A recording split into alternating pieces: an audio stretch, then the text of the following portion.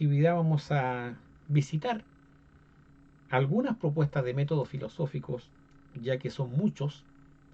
Yo solamente seleccioné 5 para que ustedes trabajen con 2 de ellas en términos de compararlas, aplicando lo que ya saben del método del taller anterior y aplicar un método de la filosofía, aplicarlo sea para resolver un problema en el sentido de los fundamentos. La filosofía siempre te va a dar los fundamentos. O bien para comprender un problema. No es lo mismo comprender algo que resolver algo, ¿ya? Aunque muchas veces resolver con eficacia un problema precisamente está fundado en que se comprendió bien antes. ¿Ya? Por eso el pensamiento tiene que ir siempre asociado a la acción. ¿Mm? Vamos a empezar. Las primeras diapositivas son el recuento de lo anterior y son la base del trabajo que vas a hacer. Este trabajo no lo vas a hacer ahora en el Power, sino que en una plantilla especial que te he preparado y que te la voy a mandar a través de la plataforma Edmodo. Vamos a comenzar inmediatamente con la presentación. Tenemos aquí, como les decía, los objetivos que son exactamente los mismos, porque esta es la segunda parte, gráficos. Con el objetivo de facilitarte una reflexión rigurosa, el hábito de argumentar, de fundamentar puntos de vista y en el análisis de problemas que estén presentes en textos filosóficos, considerando supuestos, conceptos, pero que tengan que ver también con la vida cotidiana. Esto es importante. Ese aporte lo vas a dar tú cuando elijas un problema a resolver. No vamos a insistir, como les decía, siempre en un método existe un problema y al otro lado un resultado. Y entre problema y resultado ocurre un montón de cosas que van orientadas al enriquecimiento de la experiencia, a que la experiencia se haga más clara.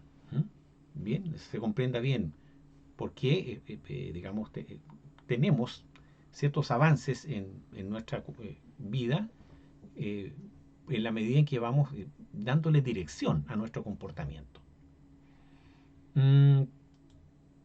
Esto ya también estas son las preguntas claves que tú mismo las aplicaste en el taller anterior, cuando trabajaste con un problema que ibas a definir. Algunos hicieron sobre la alimentación basura o sobre el uso del reciclaje, etcétera. Todo cuenta aquí porque tiene que ser algo que a ti te guste, que a ti te interprete. Lo mismo están las mismas operaciones del pensamiento que están funcionando cuando se aplica un método. Y esto también se aplica, vamos a buscar la forma de relacionarlo con un método filosófico. Hasta donde se pueda comprender bien de qué se trata. Pero por lo primero te voy a decir que eh, esto sería más o menos, ¿eh? O sea, si, imagínate, vamos a poner un método filosófico aquí, supongamos el empirismo, ¿ya? Entonces, ¿qué problema se plantea el empirismo? ¿Cómo se estructura? Digamos, supongo que te dice, fíjate bien en la experiencia, observa, registra, tienes que tomar ciertas medidas para registrar, etcétera, etcétera, ¿no? Eh, la idea es que esto lo vamos a aplicar a métodos comparándolos, pero más adelante. Esta sí que es importante. Fíjate que hay distintos monitos aquí que parten con ese telón de fondo que es el camino. Acuérdate que el método es un camino, ¿ya? Método filosófico, camino para avanzar hacia la verdad. Y la verdad sería, por supuesto, una comprensión válida, eficaz de, de la experiencia. ¿Ya? Cuando la experiencia se pone problemática, hacerse las preguntas acertadas, las búsquedas racionales, la confrontación de ideas para encontrar propuestas de solución que den abran, ¿no es cierto?, la comprensión, no solamente hacia uno mismo, sino que también como un aporte en la cultura. Pero también aparece el tú, aparece la dimensión de cada persona que está representada en este tú, que eres tú, que puedo ser yo, que puede ser tu abuelita, que puede ser tu hermano, no sé, o tu amigo, tu amiga, que también, ¿ya? Porque no podemos evitar nosotros, como somos personas racionales, de pensar. Y claro, y pensamos en forma ordenada o en forma desordenada. Pero si aprendemos un método, ¿no es cierto?, vamos a llegar con mayor rigurosidad a una comprensión mejor. Y acá tenemos distintos métodos. Aquí dice, por ejemplo, el fenomenólogo, el mayéutico y el analítico. Pero hay más. Yo te voy a presentar 5 métodos como una anticipación. Ya no puedo entrar a explicar cada uno de los métodos, porque no es tanto el objetivo del taller, sino que tú elijas y uno dale a ese, ¿ya? O a dos, perdón, dale a dos. Dos de los 5, para poder compararlos, ¿ya? Y uno de esos lo vas a trabajar. ¿Mm? Eso te lo explico más adelante. Vamos a presentar ahora los métodos. El primero, mayéutica. ¿Mm? Fíjate que aquí está Sócrates con un discípulo. La mayéutica es el arte de hacer que, mediante el diálogo, una persona que cree que sabe se dé cuenta que no sabe. O sea, que admita que creyendo que sabía, no sabía nada.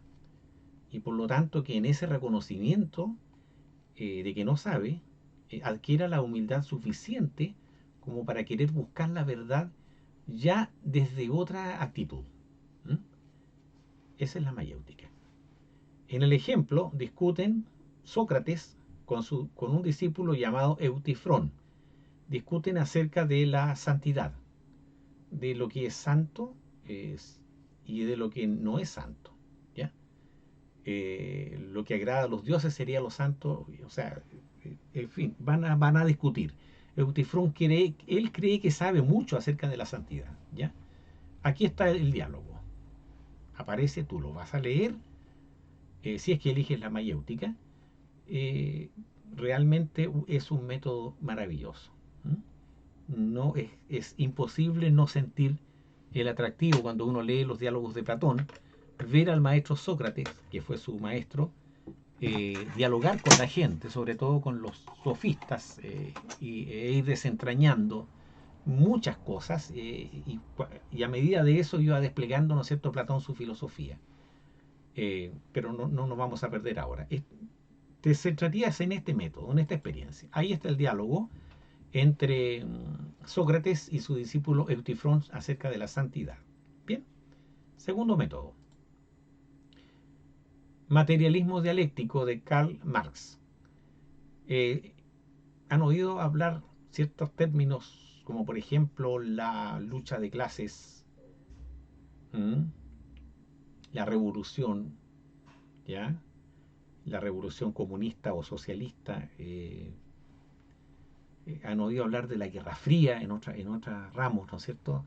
El periodo de lo que ha pasado en Chile y lo que ha pasado en el mundo, que esta es una ideología o una filosofía, mejor dicho, que tomó mucha fuerza, ¿ya? Algunos piensan que con el muro de Berlín, de alguna manera, bajaron los paños, o sea, bajaron los ánimos, pero es un sistema de pensamiento. Hay dos palabras que son claves aquí. Uno, el materialismo, en el sentido de que el hombre, la cultura, es no es más que un fenómeno de la naturaleza material. ¿Ya? No existiría, según esta filosofía, un espíritu separado de la materia o creador del mundo natural, sino que la materia contiene en sí misma el principio de su propio movimiento, de su propia evolución. Y el hombre entonces no sería más que un resultado de la evolución de la interacción, de la oposición dialéctica interna que hay en la materia. Eh, la clave de esta, fíjate que en el dibujo vamos a ver que hay una tensión, que hay un conflicto, ¿no? Eh, dueño de los medios de producción. Ese sería como el objeto en disputa. Los que controlan estos medios tienen el poder de mantener abajo a los que están sometidos, y gracias a este sometimiento estos otros pueden gozar de los privilegios que tienen. Entonces hay que dar vuelta a la cosa, hay que, digamos, asumir que aquí hay una tensión y hay que lograr una síntesis, hacer que el poder sobre los medios de producción esté en la gente. Esa es más o menos la base del pensamiento marxista. Hay una oposición entonces, tesis, ¿ya? Antítesis y síntesis. Entonces, para explicar la realidad, para explicar, por ejemplo, los conflictos sociales, supongamos el estallido social, habría que aplicar un poco este criterio, supongamos, ¿no? Si es que la persona le gusta este método, puede que ocupe otro método y lo entienda de otra forma, eso no pasa nada. Entonces, eh, bien, se aplica mucho en las ciencias sociales, en la política, eh, para cuestionar, por ejemplo, a las religiones, para cuestionar también todo lo esotérico, ¿m? Y busca un espíritu científico positivo, materialista, sí. Eh, ahí lo tenemos, ¿ya? Bien, hay conceptos que son muy propios de esta filosofía, que en una parte del trabajo, cuando están en el vocabulario, si te gusta este método, puedes incorporarlo. La fenomenología. Este método dice que no está tan partidario de lo anterior, ni tampoco, digamos, de otras formas, muy a priori, de ideas que se tienen a priori. Por ejemplo, el idealismo sostiene que hay ideas innatas, cosas así. Eh, olvídense de eso por el momento. Fíjate que la palabra fenómeno es, como dice el monito que está ahí a la izquierda de la pantalla, es algo que aparece, algo que uno está observando. Es que el ser, es que la realidad se nos muestra solamente en los fenómenos. Entonces, si queremos comprender la realidad, ¿a dónde tiene que ir nuestra interrogación, nuestra búsqueda? Tiene que centrarse en el fenómeno. Y ahí es muy importante la intencionalidad de la conciencia, que tiene dos aspectos según este filósofo Edmund Husserl, de segunda mitad del siglo XIX y comienzos del XX. Es el padre de la fenomenología, que después de la aplicación de toda su enseñanza surge de alguna manera lo que se conoce como el existencialismo. La intencionalidad de la conciencia, concepto que tomó de otro filósofo, Franz Brentano, que hay que, eh, digamos, la conciencia se nos revela eh, intencionada, ¿ya? Y capta que esta conciencia solamente, digamos, no emita juicios acerca de la realidad, no diga esto es así o esto es así, sino simplemente que se deje determinar por lo que está ante sí, por lo que aparece. El fenómeno significa lo que aparece, el phenomenon, ¿ya? Lo que nos aparece delante de nosotros, con la intención de describir. Y entonces si algo, o sea, hay que omitirse, hacer como un entre paréntesis, no juzgar la realidad, sino que describir lo que la conciencia que está captando una realidad, ¿ya? La conciencia. Y así puede ser, por ejemplo, este método es muy interesante para vivencias, por ejemplo, para los sueños, para lo imaginario, para las emociones. Es muy interesante digamos, en este sentido, el método fenomenológico. Después las ciencias sociales lo han tomado y lo han derivado y le han hecho otras, digamos, determinaciones. Pero en filosofía va por aquí. Y entonces el texto es de Jean-Paul Sartre, que es también es un gran filósofo existencialista. El libro se llama Bosquejos de la teoría de las emociones. ¿Eh? No, se me quedó esas palabras, pero ahí ustedes lo... Esa es la fuente. Y habla de la fenomenología justamente de las emociones. Está presentando el libro y se refiere a esto. ¿Ya? Este es el método fenomenológico. Vamos al siguiente. Apelación al sentido común.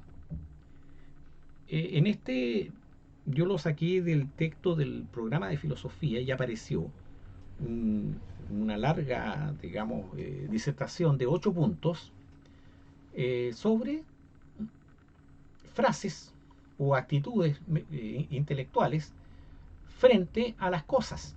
¿Mm? Como por ejemplo, cuando es lógico o me parece bien dudar o no. O puedo estar dudando de todas las cosas hasta lo último. eh, Algunos que dicen, no, me parece medio psicótico estar dudando de todo, ¿ya? Eh, Puedo, de tal manera de que el uso, por ejemplo, frente al ser, frente al conocimiento, ¿puedo yo estar enumerando todas las cosas que sé? ¿Qué sentido tiene? ¿Ah? Pero ¿en qué sentido hablamos, usamos esa convicción del saber? ¿Cómo lo aplicamos? Etcétera. Esto es apelar al sentido común. Por eso yo destaqué algunos títulos de este texto que viene un poco más adelante y dejé otros en blanco que son para esas ideas que a veces uno tiene y que le parecen buenas y válidas para comprender las cosas y uno también las podría notar y tener presente y tenerlas presente ahí. ¿Mm? Abundan en todas partes los pensamientos que proponen cosas y muchas de esas cosas son de sentido común. ¿Mm? Por ejemplo, no sé, tenemos 2 orejas para escuchar y una sola boca para hablar y por eso tenemos que hablar la mitad y escuchar el doble, cosas así. Y parece súper lógico. Entonces, y está lleno de cosas así. eh, y entonces uno tiene que ir, bueno, seleccionando cuáles le sirven más para abordar una situación. Por ejemplo, no actuar precipitadamente o examinar algo antes de tomar una decisión, o etcétera, ¿no? Aquí están los textos, están enumerados, son 8. Aquí ya, claro, por supuesto que ya, si uno lo ve con mayor detenimiento, se va a encontrar con el análisis que hace de los juicios de que está aplicando el sentido común. ¿Ya? No vamos a profundizar más, ahí está la fuente. Eh, Interesante aquí, por ejemplo, distinguir entre sé o estoy seguro que ahí hay algo, y el sentido que le da a uno a cuando afirma una situación. Y esto también es interesante a propósito de sentido común. Le voy a subir el link al Edmodo. Aquí vemos una discusión en que, digamos, se confrontan 2 formas de observación. Uno observa el celular, la autoridad, eh, la autoridad que le dice la red, y el otro le dice, bueno, eso es lo que está viendo él. Entonces, ¿Mm? Ahí se ve un poquito el tema de las falacias.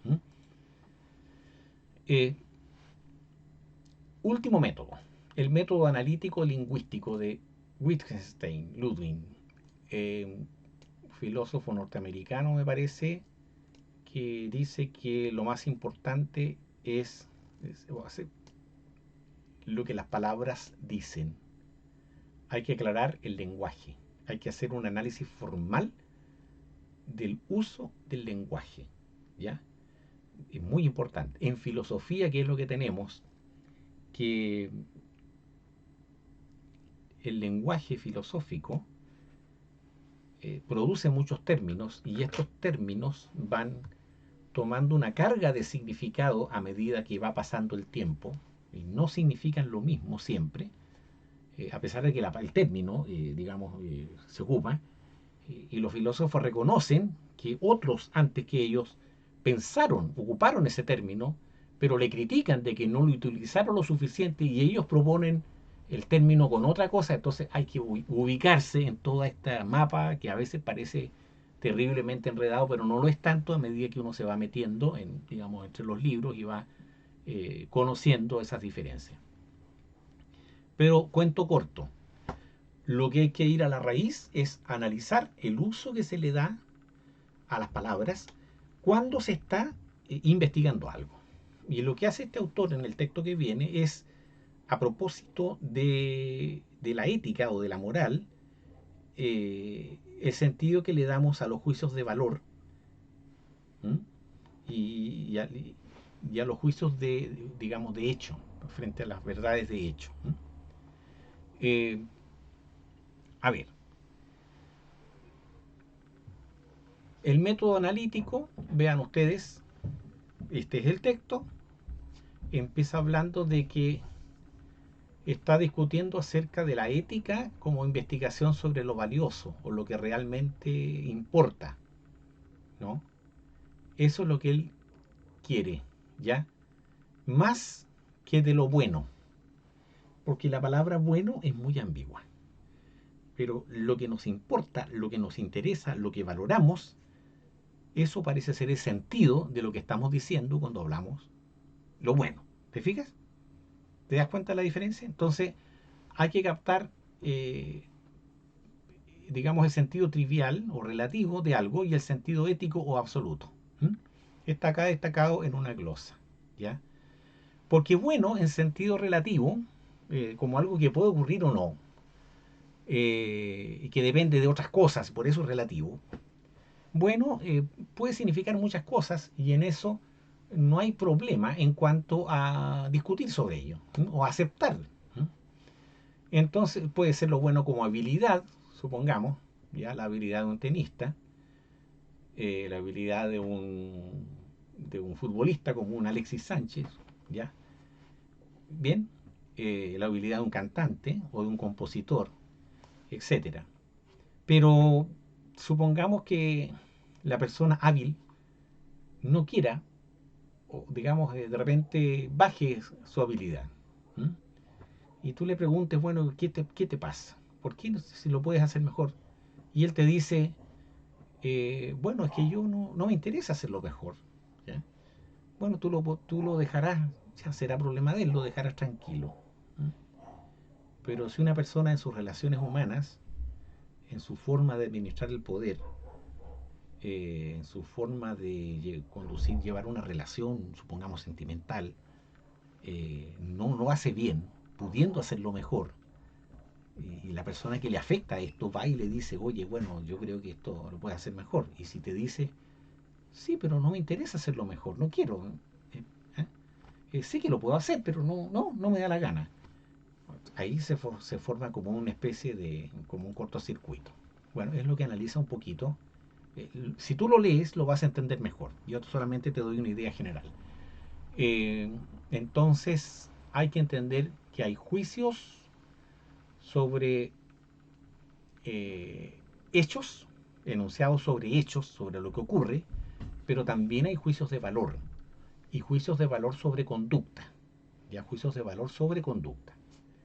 Eso es lo que está, digamos, entrando en el análisis aquí. ¿Mm? Llega él a esta conclusión de que el bien absoluto no es algo que, dice, si es un estado de cosas descriptible, sería aquel que todo el mundo, independientemente de sus gustos o sus inclinaciones, debería realizarlo necesariamente o se sentiría culpable de no hacerlo. ¿Ya? Eso se parece mucho al imperativo categórico kantiano, de la ética kantiana, que más adelante probablemente lo vamos a ver. Bien, ese tipo de bien absoluto, de juicio de valor absoluto, para Wittgenstein no hay tal, no existe. ¿Ya? Porque dice, en mi opinión, tal estado de cosas es una quimera. Quimera es como un sueño, ya como algo irreal. ¿Ya? A él no le parece. Bien, y esto está subrayado al final. Y ¿saben qué más? Aquí terminamos la presentación de los 5 métodos. ¿Qué hay que hacer? Las indicaciones del taller están aquí, en esta pantalla. Son 3 puntos. ¿Mm? En la primera parte hay que completar en base a las preguntas iniciales para cada método, las mismas que hiciste en el taller anterior, comparar 2 de estos 5 métodos. Bien, esa es la primera parte. Comparar 2 de estos 5 métodos. En el segundo punto, elegir uno de los métodos expuestos y aplicarlo. Puedes elegir entre resolver un problema, y eso ya más se parecería a fundamentar un proyecto. Cuando uno hace un proyecto es para resolver un problema. O bien para comprender un mismo problema. ¿Ya? ¿Te fijas la diferencia? No es lo mismo resolver, eso, digamos, como por norte, eso te genera un proyecto. Pero para comprender un problema, eso ya más te genera un ensayo o una pequeña, claro, un ensayo, donde tú propones una solución. Eh, y eso que tiene que ver con un problema, a propósito, ese problema tiene que estar reflejado, todo eso hacerlo mediante un mapa conceptual. ¿Ya? Y la tercera parte es vocabulario, porque aquí hay palabras, seguramente de las que yo te he hablado, o las que están y tú vas a encontrar en los textos, eh, que son nuevas para ti, que habitualmente no las has leído. Y por lo tanto es importante que anotes ahí y me anotes el significado y me las envías. Son 6 palabras que te voy a pedir, ¿ya? 6 palabras. Y esto no lo haces ahora en el Power, sino que en una plantilla especial que yo te dije que te iba a subir al modo. Y esta plantilla está acá. Si tú te fijas bien, ahí pones tu nombre, vas a comparar los métodos. Estas son las preguntas, las mismas que hiciste en el taller anterior. Y acá vas a poner un método. Por ejemplo, voy a comparar la mayéutica con el materialismo dialéctico. ¿Ya? O voy a comparar eh, el método analítico con el método fenomenológico o el sentido común con el método, etcétera. ¿Ya? Tienes que compararlos. La misma pauta ahí. Eh, de acuerdo a cómo tú lo veas, vas a ir ahí llenando esas cosas. Si hay un método que te parece que eso no está claro o no, ya, dice, no tengo la información, o sea, no lo pude entender, ¿no? Ahí te voy a... ¿Mm? Bien, pero todos tienen siempre un punto de partida, tienen una problemática, ¿ya? Lo que no puede, lo que nunca puede faltar es la problemática, ¿ya? Eso no puede faltar. Eh, Aquí siempre está, cómo se estructura en base siempre a un principio, ¿no? Por ejemplo, en el materialismo, en la dialéctica está en la oposición, ¿ya? En la mayéutica está lo dialógico, ¿ya? El hecho de dialogar y de ir reconociendo escalonadamente condiciones frente a nuestra ignorancia ante las cosas, y así sucesivamente, ¿ya? Eh,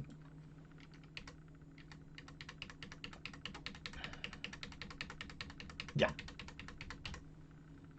La segunda parte, aquí tengo que ajustar un poquito, vamos a ajustar el ya. A ver, ahí, lo vamos a poner un poco más acá para que veas. Ya, te fijas que está enmarcado. Lo que pasa es que aquí va a ir un mapa conceptual, ¿ya? Eh, ¿Cómo te sugiero que lo hagas? Primero te voy a decir cómo. A ver, ¿de qué se trata? Se trata de un problema que tú eliges como proyecto o como especie de investigación, ¿ya? Para resolver un problema o para comprender un problema. ¿Mm? Hacer este mapa conceptual lo puedes hacer en un PowerPoint, ¿bien? Y después lo copias y lo pegas acá. ¿Mm? Eh, ¿Cómo se hace? ¿Cómo se hace esto?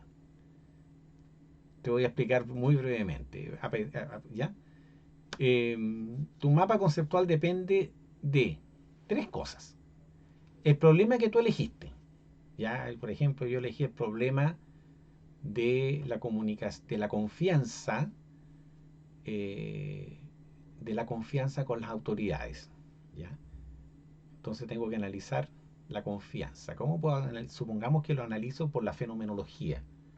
Entonces tengo que describir la emoción que se siente cuando se confía. ¿Cómo es la emoción del que confía? ¿Qué siente la conciencia emocionada y confiada? ¿Ya? Perdón. ¿Qué siente la conciencia confiada? ¿Te fijas? O bien cuando se pierde la confianza, ¿qué se siente? Entonces, ¿cómo se recupera la confianza? O sea, ahí estaría, por ejemplo, el método de cómo recuperar la confianza. ¿Te fijas? Una cosa así. En ese caso estaríamos en la fenomenología. Eh, y entonces se construye un mapa y ahí se va, de acuerdo a lo que tú sabes, vas poniendo las cosas, ¿ya? Y al final te queda una imagen. ¿Mm? ¿Cómo se hace esto? Yo voy a hacer lo siguiente. Vamos a poner acá,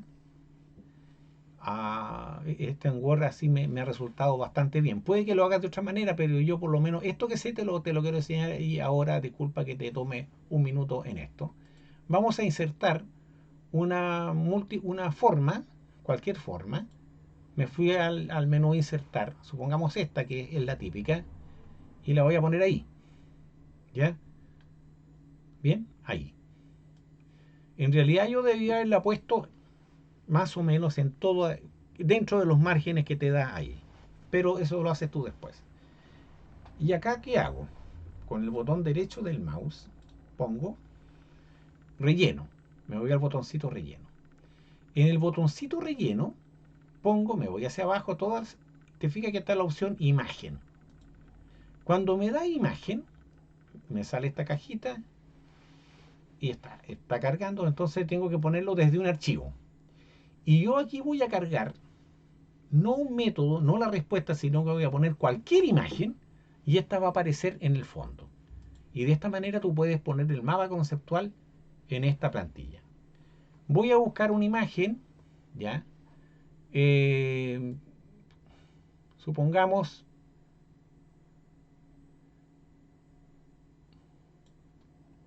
acá dice, diploma al gran insecto. Esa. ¿Mm? Y la voy a insertar. Ay, perdón. Me salió muy autorreferente, disculpe. Pero es que participé en un concurso de poesía y salí en una mención honrosa y el poema era dedicado a un insecto. Ya que yo hice un poema a un gran insecto. Entonces te fijas que este era el fondo y ese método que tú hiciste aparecería aquí y aparecería listo. ¿Bien? Ya, voy a borrar el diploma del gran insecto. Bien. Y eso sería todo.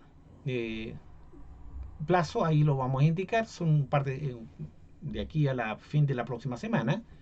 Relativamente sencillo. Pónganse al día los que no lo están. Todos los días estoy entrando. Hoy día había hecho esta grabación y justo se cortó la luz, así que tuve que hacerla de nuevo. Chao, que estén muy bien, chiquillos. Nos vamos a ver en la próxima. Terminamos de